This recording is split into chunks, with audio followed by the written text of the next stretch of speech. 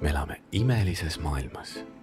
Tehnoloogia ajastul teab inimene enam kui alles varem teistest inimestest ja paikadest.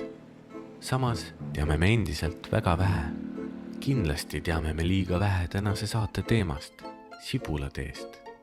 Peagi selgub, kas meie teadmatus muudab tänase saate põnevaks seikluseks või ohtlikuks ristiretkeks. Oi on. Rahulikult, ära nii. Kõik. Mina alustan niimoodi, et võtan kõigepealt pea minema. Ja. Eriti hea on õluga. Kas sul on? On. Kõik täpselt. Jõuga. Nüüd teed kala lahti. Nii, mis nüüd? Nüüd on vähem veel puhtaks niimoodi, et see veri siit on minema. Tavaliselt see on minu ema töö. Teil on naiste töö see, jah? Ei, mitte naiste töö, aga minu kodus toimub niimoodi. Minu ema isa oli väga suur kala Sööja. Ja iga päev minu vana ema pidi süüa tegema, aga ainult kala. Aitab. Ei, nüüd on vist palju. Mulle väga meeldib, kui on palju soola. Okay.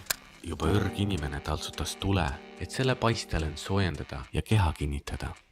21. sajandilgi leiab tuli veel kasutust. Need on need parakatid, millega talvel jää peal käiakse. Oled sa näinud sellist? On suured rattad Ja. ja siis sõidad talvel mööda jääd. Simone liigutused muutuvad äkiliseks. Lõunaaeg läheneb. Nälg ja väsimus annavad endast märku ja sunnivad juurdlema elu suurte ja igavikuliste küsimuste üle. Kui sügav on Peipsi järv? Mitu kala seal elab? Kes seda teab? Õnneks valmib toit ja mõttetegevus soikub. Maa.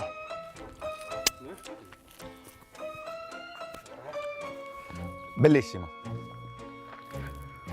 Ma söön,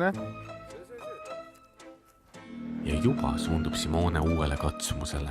Teda ootab ees majutuse valimine, kultuuriüritused, muuseumid ja restoranid. See on imeline maailm, milles me elame.